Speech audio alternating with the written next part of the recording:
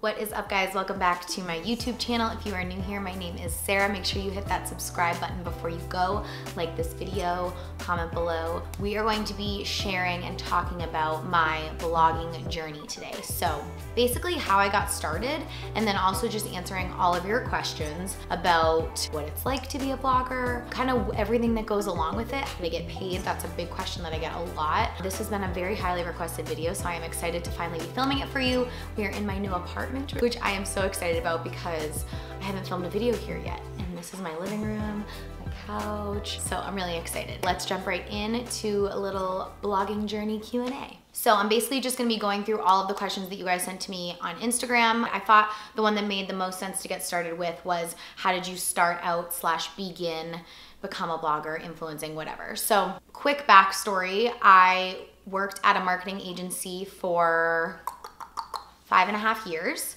and I was doing PR for a few years, and then what started to happen was like blogging was becoming a thing. So I started working with our clients to run influencer or blogger programs. So I was kind of the middleman, and I learned exactly what we needed from the bloggers, and I learned exactly what the clients needed. And that was kind of when a light bulb went off in my head, where I was like, I was loving like reading blog posts and approving them and seeing them go up, and I was like, that would be so fun to just like write a blog post about something I loved or film a video about something that I really loved. I was like, I think I want to start a YouTube channel. So I was super nervous, and I didn't actually pull the trigger until probably like a year later, after I like actually had the idea in my head. Then I had started my channel and still was working at my job for a while, and kind of just juggling both. I was really using this as like a side hustle, as a passion project, and that was kind of how it all started. From there, I used all of the knowledge that I gained from my job to really start turning this into a career as opposed to just a hobby. So I'll talk a little bit more about those in a minute, because I do have a lot of questions about how to reach out to brands, how to get paid, how to make money, but I wanna make sure this video has some flow to it. So once I got to a point where I felt like, okay, it's now or never type of thing, that was when I left my job and really pursued this full time. And that was when I saw the biggest growth, the biggest return, was when I really just decided to like put everything into this. So that leads nicely into this question, which was probably the majority of the questions. So I may spend a little bit of time on this one, but how did you manage to start getting paid partnerships? So it's been a journey, guys. I started my channel in 2016, so it's been, I think it was April of 2016, so it's been over 4 years that I've been on YouTube. At the beginning, I wasn't getting any paid anything. I was just like getting comfortable with being on camera. That took a long time. But what I did know from my job was I needed to get in front of brands. Once I started to figure out like what type of content I wanted to create and like kind of my purpose, my why of why I was doing this, then I was able to reach out to brands and pitch myself to them. So we can talk a little bit about like what that looks like, but I was just firing emails to brands, like 50 emails a day, it feels like, just to kind of get them to recognize you, because it is such a saturated market that unless you're doing something that's different, that's gonna stand out, it's really hard for brands to find people to work with. They actually hire agencies and PR people or influencer specialists all the time to find people to work with their brand. So if you can go to them and kind of do the work for them and paint this beautiful picture of why someone should work with you, you're kind of ahead of the game. So I guess we can lead that into like, do you pitch brands and how do you pitch brands? So yes, I do. Definitely starting out, I was pitching brands a lot more. I get a lot more inbound stuff now. Or if there's a brand now that I like really want to work with, or I've used their products forever and I really want to, I will still absolutely pitch. Like I do still pitch myself a lot. But I think it's really important to understand how to pitch yourself, because a lot of people don't know. Because of my background, I was pitching media all the time for my clients. I was pitching products to like magazine editors or newspaper editors or online writers. I would have to look at a product and type up why the product was so amazing, everything you needed to know about it, and why this person should write about this product. I used all of that to figure out how to pitch myself. So what can I offer the brand? Why do they need to work with me, right? Like, and how am I different? So you kind of just have to think about all those things and figure all those things out. So I think pitching changes as you grow. Like when you're starting out, your pitches are gonna look probably a lot differently than when you've kind of established a base. So now when I pitch myself, I have a fully blown media kit with all of my stats, my Instagram followers, my engagement rate, my YouTube subscribers, my blog analytics, anything you can think of. I have all of my analytics in my media kit, along with what I charge brands for different activations. So what a YouTube video costs, what an Instagram post costs, all of that. To answer that question, yes, I pitch. Yes, I've always pitched, and I may always, unless maybe I get management one day or something, I don't know. I think it's really important to know how to pitch yourself and not to be afraid to pitch, but make sure that you have kind of a clue before you do, because you don't want to reach out to a brand and not be thinking about those sorts of things. Otherwise, you're just gonna look a little bit unprofessional, and you never wanna reach out to a brand and just ask for free stuff or ask for money for something. You really need to kind of prove why you're great. So the other thing I have in my media kit is there's a pretty extensive list of other brands that I've worked with that kind of validates the work that I can do. I also have examples of past promotions that I've done. So I'm kind of just like showing them, here's why you want to work with me. Here's what I can do for you. Here's what a campaign looks like when you work with me, that sort of thing. So how would you communicate with a brand if you weren't a fan of their product after testing it?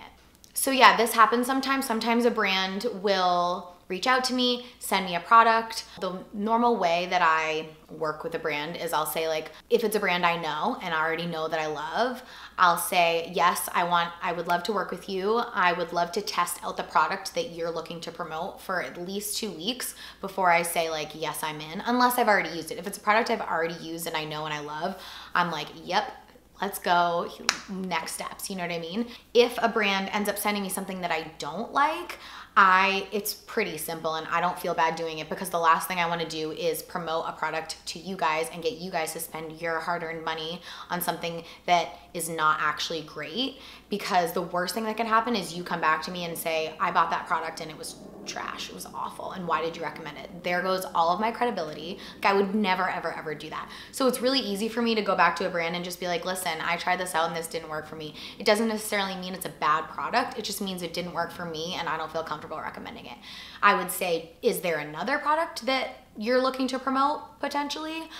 Or just, sorry, it's not a fit right now. Also, I usually vet the brand as soon as they reach out to me, and I can kind of tell, like, I look at their website and I look at their Instagram page, and if it doesn't look super like a fit for me, I won't even have them bother send me product, because I don't want them to waste their time or their product on me if I already know it's not going to be a fit. So that does happen a fair share of times.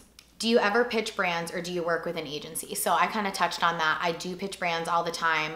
I do not work with an agency. I considered working with management only once, and then I kind of got talked out of it by a friend who is a blogger, because for a lot of reasons, but what I decided, and this is just me right now, this could change, but like, I basically just feel like I'm capable. I just need to, like, manage my time and get my stuff done. I feel like because of my previous career, I'm good, and I kind of know what I'm doing. But nothing against anyone who has management. I am sure it is extremely helpful. Sometimes I'm like, oh, I just wish I had someone else to take care of that. So I totally get it. And if you don't have the marketing background that I have, you very well may need it. That may make much more sense for you than it does for me. So what is the general amount of time it takes for you to complete a campaign from start to finish? So this is a great question, but it really varies, because all of my campaigns are very different depending on what the brand is looking for. So if it's just an Instagram post, it's gonna take less time than like a post, a TikTok, stories, an Instagram video, a YouTube video. So it really depends. I can't give you like a time frame, but usually if I'm shooting like my general basic campaign, which consists of at least a post, if not a video, stories are almost always involved, going back and forth with the brand, signing the contract, like coming to terms that we both agree upon. I have to look at what their non-compete is, because if I'm working with another brand that is also like a skincare brand, for example, I have to make sure that I'm allowed to post you know, within the month that they want me to post if I'm already signed on with another brand. So a lot goes into like the back end upfront stuff.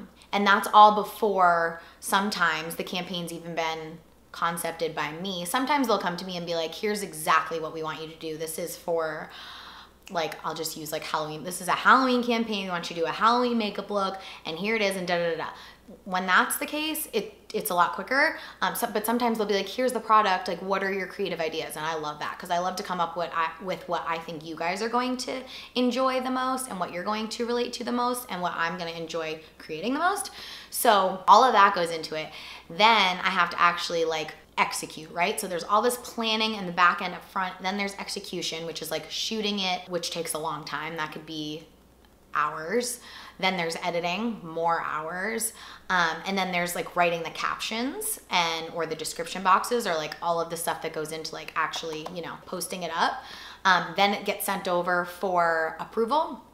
Once it's approved, we agree on a date, and maybe we agreed on a date ahead of time, and then we post. So campaigns are like, when you get a new contract, I mean, it's a lot of work. I would say a month before anything's done. And then usually you're not getting paid for another month after that, because usually terms from a brand are net 30.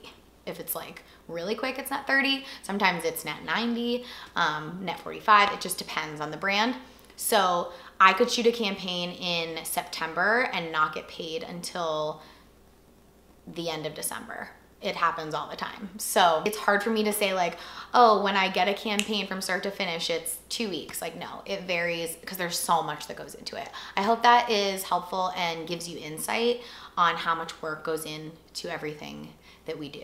Who shoots your photos? Do you have a set location you like to shoot? Ethan shoots 90% of my photos. I shoot probably 10%. Well, maybe Ethan shoots like 85%, I shoot 10%, and then I have friends shoot like the last 5%. Is that 100? Most of the time it's Ethan. Sometimes it's a self-timer.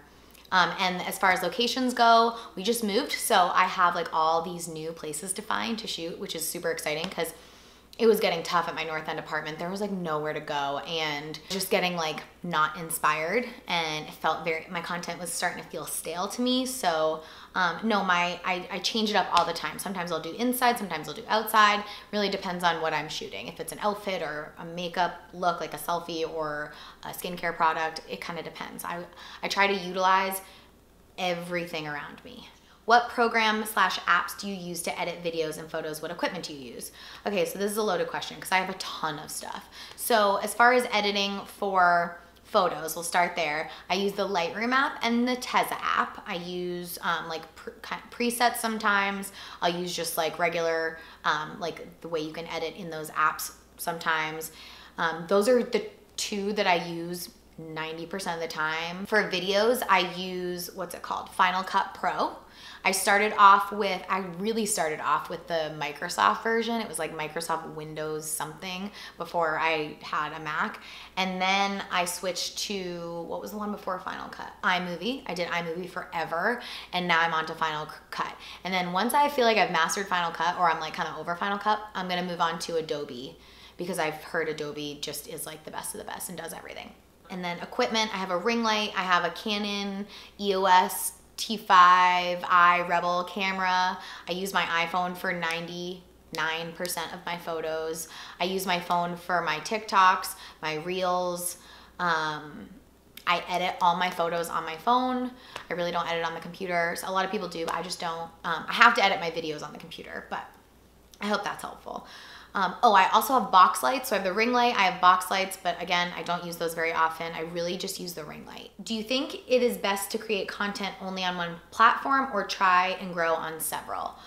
I feel like when you have decided that this is gonna be your career, it's a necessary evil to get on as many and all platforms to help grow. And you also don't just wanna put all your eggs in one basket. Like, you don't wanna have all your eggs in the Instagram basket. You don't wanna have all your eggs in the YouTube basket. You really wanna diversify, and for so many reasons. One, just for growth, but two, so that God forbid something happens, you got multiple options, right? I have a blog. So I own that domain, that belongs to me. So if all social media went away, I would still have my website. Of course, that's not really what I want. And I don't use my blog nearly as much as I should, but I think diversifying is really important. That's why I've gotten on TikTok and started to do reels. It is a necessary evil, and it kind of sucks that like these social media platforms have the control to dictate like what my content is gonna be. Like I would never think to do 15-second videos. Just wouldn't. But now that Reels is a thing, I'm doing 15-second videos. You know what I mean? So I do think it is important to diversify if you can. How do you get paid competitively with so little pay transparency in the field? So let's start talking about how I get paid, because that was a question I got 100 times. And this is a really specific and really good one, because no one talks about how much they get paid. Like barely anyone. Some people do. And I'm lucky enough to have had the background that I have. So I knew what we were paying bloggers. Like I knew what our brands were paying bloggers for their content. So that was a really helpful base for me, at least when I got started. And 2, I have made some amazing friends through this job that we share everything with each other, because we're like, okay, well, what are you charging for this? Or how much do you think I get for that? It sucks, honestly. It sucks that no one talks about it, but it is such like what you get paid depends on so many different things. It doesn't depend only on how many followers you have or how many likes you're getting. There's so much back end stuff that goes into it that you just wouldn't know unless you like know your own data. So like, you don't know how many saves I get on an Instagram post, but saves are such a valuable metric for a brand, like way more valuable than a like. Things like that are very important to a brand that understands influencer marketing. So analytics go into a lot of what I do to charge. I have reasons to back up what I back up. And I know that's kind of vague and it doesn't really help you if you don't know what to charge. But my advice to you would be ask for what you think you're worth in terms of your time and see what you get back. The worst thing they can say is no, or that's over budget, which usually they do. So you wanna shoot a little higher, because odds are they're gonna come back to you and say that's over budget, we can meet you here. And I negotiate all the time. You know, I usually start off here, they come back here, and we end up somewhere in the middle. So what helps me a lot is figuring out, okay, what is my time worth? So if this campaign is gonna take me 15 hours, 16 hours total, what is my hourly rate in my head and what makes it worth it for my time? That is something that if you can figure that out, that will help you figure out what your rates are gonna be or what you're gonna charge for something so much more. So I hope that's helpful. But it is really hard. So also try and connect with people that are comfortable sharing their rates with you, so that you can kind of compare and contrast, because that has helped me a lot. So that was everything, guys. I hope these answers to your questions were helpful. If you have any other questions, leave them down in the description box below and I will do my best to answer those for you. If you enjoyed this video, give it a thumbs up. Don't forget to subscribe and I will see you next time. Mwah! Bye.